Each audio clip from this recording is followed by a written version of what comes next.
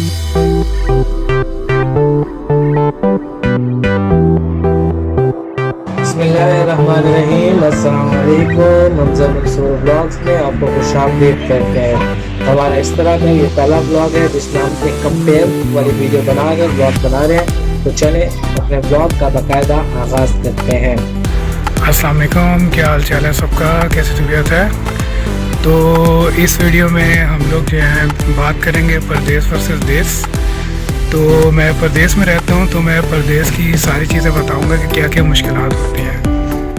तो जो सबसे पहली चीज़ है जो सबसे ज़्यादा मुश्किल होती है परदेस में, वो है उधर की ज़ुबान। क्योंकि यहाँ पे आपको अपनी ज़ुबान बोलने वाले बंदे बहुत ही कम मिलेंगे, और साथ में आपके साथ भी कोई बंदा नहीं होता। आप जब शुरू में आते हो तो आप बिल्कुल मतलब अकेले होते हो, कोई जानने वाला नहीं होता, कोई इस तरह की बात नहीं होती। तो ये सबसे बड़ी मुश्किल होती है परदेस की। देश में सबसे बड़ी बात जो सबसे ज़्यादा बेनिफिट हमें मिलता है देश में रहने का, वो ये होता है कि हम लोग अपने देश में अपनी हम ज़बान, अपनी ज़बान उर्दू को हम कहीं पे भी जाकर बोल सकते हैं। बेशक हमारी मदर लैंग्वेज दूसरी हो, मगर हम अपने मुल्क में, पाकिस्तान में ख़ासतौर पर किसी भी जगह पर चले जाएं तो वहाँ पे हम लोग उर्दू को एज ए कॉमन ज़बान के तौर पर इस्तेमाल कर सकते हैं, जिससे हम लोग किसी भी बंदे से किसी भी वक्त कम्युनिकेट करने में हमें आसानी होती है।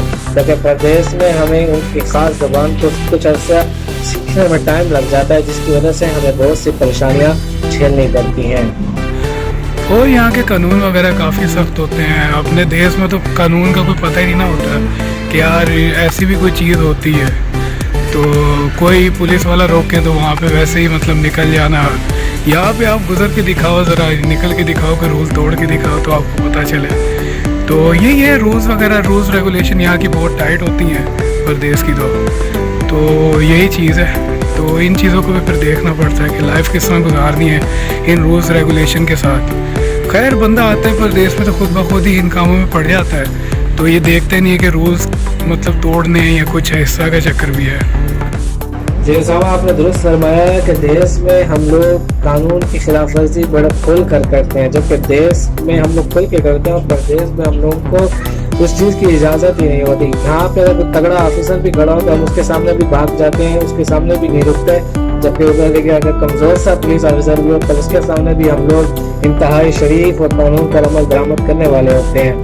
प्रदेश में कानून को हम लोग ही फॉलो करते हैं, जो देश में कानून को फॉलो नहीं करते वही देश में, जो बंदे कानून को फॉलो नहीं करते प्रदेश में वही कानून को सबसे ज़्यादा फॉलो करने वाले होते हैं। क्योंकि पता है अगर कानून को फॉलो नहीं करेंगे तो फिर सबसे ज़्यादा वायलेशंस और नुकसान हमें ही होंगे। एक और चीज़ जो काफ़ी लोग याद करते हैं अपने देश की, कि जो वहाँ का खाना पीना है ना, तो वो बहुत याद आता है। मतलब यहाँ पे ज़ाहिर बात है देश में तो अपने उनके खानों के टेस्ट होते हैं, हर चीज़ होती है। परदेश में तो खैर इतना खाना पीना थोड़ा सा टेस्ट भी चेंज, और फल सब्जियों के टेस्ट चेंज हो जाते हैं। जो देश में तो यही है, अपनी चीज़ है, तो जो मौसम चलेगा उस हिसाब से फल सब्जियां वगैरह आती जाएंगी। तो परदेश में ये है कि यहाँ पे इंतज़ार करना पड़ता है, और ऊपर से टेस्ट भी वैसा नहीं होता जो अपने देश का होता है। यहाँ बिल्कुल प्रदेश की एक और बात यह है कि प्रदेश में हमें वो फल और सब्जियाँ नहीं मिलती जो हम लोग अपने देश में एंजॉय करते हैं। वो चीज़ें हमें बेशक अपने देश में, प्रदेश में मिल जाती हैं जो देसी हमारी चीज़ें होती हैं, लेकिन उनका जायके में कुछ ना कुछ फ़र्क ज़रूर आता है, और हमें वो साल इंतज़ार करना पड़ता है कि वो कब हमारे पास वो चीज़ें पहुँचेंगी। इवन कि हम लोग को अगर पाकिस्तान वगैरह से कोई बंदा आ रहा हो तो हम उसके ज़िम्मे लगा देते हैं कि मेरे लिए फ़लानी चीज़ ज़रूर लेके आना, फ़लानी चीज़ ज़रूर लेके आना। हर जगह के अपने एक रस्म और रिवाज है, हर किसी की अपनी पसंद है, लेकिन अक्सर लोग जो है वो अपनी एक ना एक कोई ख़ास आइटम ज़रूर मंगवाते हैं किसी ना किसी के हाथ। जब पता हो कि कोई आ रहा है तो ज़रूर ये कहते हैं कि भाई हमारे लिए कम से कम फलाना चीज़ तो ज़रूर लेके आना। कोई साग मंगवा लेता है, कोई चावल का आटा मंगवा लेता है, कोई मुख्तलिफ चीज़ें मंगवाते रहते हैं, क्योंकि जो देश का जायका है वो तो हमें याद आता रहता है, क्योंकि देश में हमें वो चीज़ें नहीं मिलती, जिसकी वजह से हम लोगों को काफ़ी ज़्यादा अपने देश की एक याद सताती रहती है। और फिर अगर मिल भी जाती है प्रदेश में, जैसा कि उसामा ने बताया है, तो उसका जायका वो नहीं होता, जबकि देश की अपनी चीज़ों का एक अपना जायका है। जैसे देश की मिट्टी की अपनी खुशबू है, वैसे देश की हर चीज़ निराली है। और साथ में एक और मसला भी होता है कि جب خوشی غمی میں آپ کے ساتھ کوئی بھی نہیں ہوتا، بالکل مطلب اکیلے لائف آپ کی چل رہی ہے، تو یہ چیزیں کافی پھر یاد آتی ہیں کہ یار کاش اس طرح ہوتا کہ فیملی ساتھ ہوتی تو بڑا اچھا لگتا ہے. پھر تو کوئی خوشی ہو، کوئی غمی ہو، کوئی بھی بات ہو تو بندہ ساتھ تو ہوتا ہے. تو خیر یہ بھی چیز ہوتی ہے کافی. جی بالکل اسامہ، اپنے دوست فرمایا کہ پردیس میں ایک چیز جو ہے سب سے زیادہ دکھ دیتی ہے کہ بھائی ہم لوگ کسی خوشی غمی میں نہیں پہنچ پاتے، اور دیس میں ہم لوگ چاہے وہ دیس میں کسی بھی دوسرے گاؤں میں شہر میں ہو، ہم لوگ کسی نہ کسی طریقے سے پہنچ جاتے ہیں، جو کہ ایک بہت بڑا بینیفٹ ہے کہ ہمیں دیس میں ہونے کا، جس کی وجہ سے ہم لوگ اپنے دوستوں کو، رشتہ داروں کے ساتھ ان کی خوشی غمی میں شریک ہوتے ہیں. جبکہ پردیس میں ہمیں سب سے زیادہ نقصان اسی چیز کا ہے، ہم نے کئی ایسے لوگ دیکھے ہیں جو تڑپ رہے ہوتے ہیں، جن کے والد یا والدہ میں سے کوئی فوت ہو جاتا ہے، وہ ساری کوشش کرنے کے باوجود بھی پہنچ نہیں پاتے. کچھ تو ہے جن کے پاس پیسوں کے مسئلے ہوتے ہیں، جن کے پاس پیسے بھی ہوں اور دنیا کی ساری دولت بھی کیوں نہ لگانے لگے، کچھ ایسے رولز اینڈ ریگولیشن کی وجہ سے وہ لوگ نہیں جا پاتے، تو وہ لوگ بیٹھ کے سوائے افسوس کے کچھ نہیں کر پاتے. کئیوں کے ہم نے ایسا دیکھا ہے کہ کئیوں کے بہن بھائی کی شادی ہوئی اور وہ شریک نہیں ہو سکے، اور بعد میں دکھی ہو کے ایک سائڈ میں بیٹھے ہوتے ہیں، پوچھو تو بتاتے ہیں کہ بھائی آج فلانے کی خوشی بھی اور ہم لوگ نہیں جا پائے. جبکہ یہاں پہ اکثر لوگ ایک دوسرے کو یاد رکھتے ہیں، اب کافی ویسے کم ہو گیا لیکن پھر بھی لوگ ایک دوسرے کی خوشی اور غمی میں ایک دوسرے کو یاد رکھتے ہیں، اور اس میں پھر یاد رکھنے کی وجہ سے پھر رشتہ داریاں اور دوستیاں بھی کافی عرصہ تک قائم رہتی ہیں.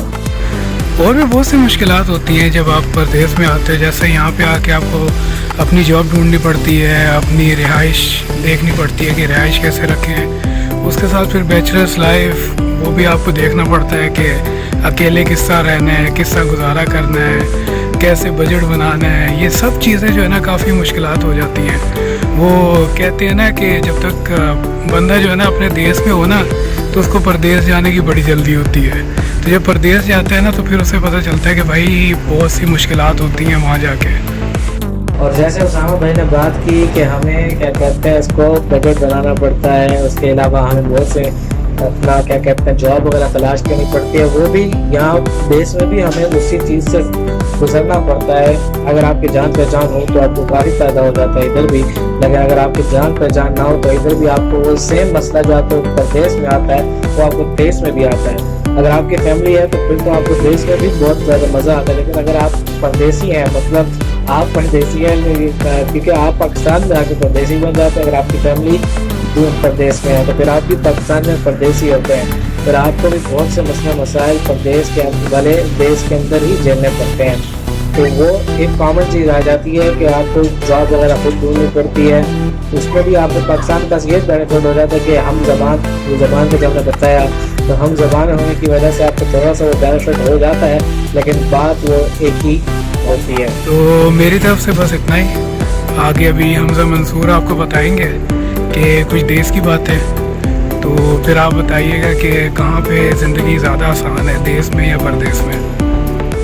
اور پردیس میں قانون پر عمل درآمد ہونے کی وجہ ہی ہے کہ ہم لوگ پردیس میں رات کے 2-3 بجے تک بھی آرام کے ساتھ انجوائے کر سکتے ہیں، گھوم پھر سکتے ہیں، کوئی ضروری کام سے جا سکتے ہیں. لیکن دیس میں ہم لوگوں کو رات 3 بجے کے بعد جانا ایک کیا کہتے ہیں کسی خطرے سے کم نہیں لگتا.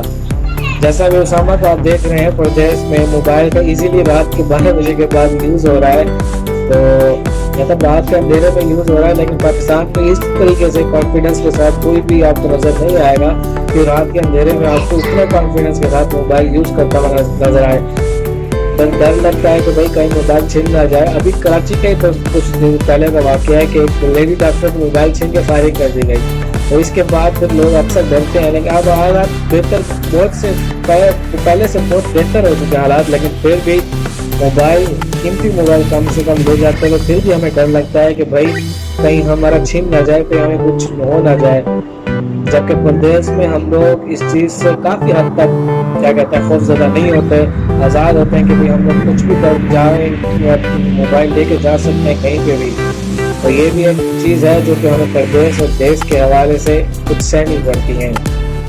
آج کے ہمارے بلاگ کا یہیں پہ اینڈ ہوتا ہے. آپ لوگ ضرور بتائیے گا کہ اس میں کوئی کمی بیشی یا کچھ مزید اگر بات ایڈ کی جا سکتی ہے تو ہمیں ضرور بتائیے گا. اپنی قیمتی رائے سے ضرور آگاہ کیجیے گا. آج کے بلاگ کو ہم یہیں پہ فل اسٹاپ لگاتے ہیں. باقی اللہ سے دعا ہے کہ جو بھی پردیس میں ہو چاہے دیس میں ہو, اللہ اس کو وہیں پہ روزی دے اور خوش رکھے اور آباد رکھے. اور وہ کہتے ہیں کہ شاید کوئی پردیسی نہ ہوئے, لیکن جہاں رزق لکھا ہو وہاں جانا بھی پڑتا ہے. آج کے یہ بلاگ یہیں پہ ہم اسٹاپ کرتے ہیں. آپ لوگ اپنی قیمتی رائے سے ضرور ادا کیجیے گا. خدا حافظ.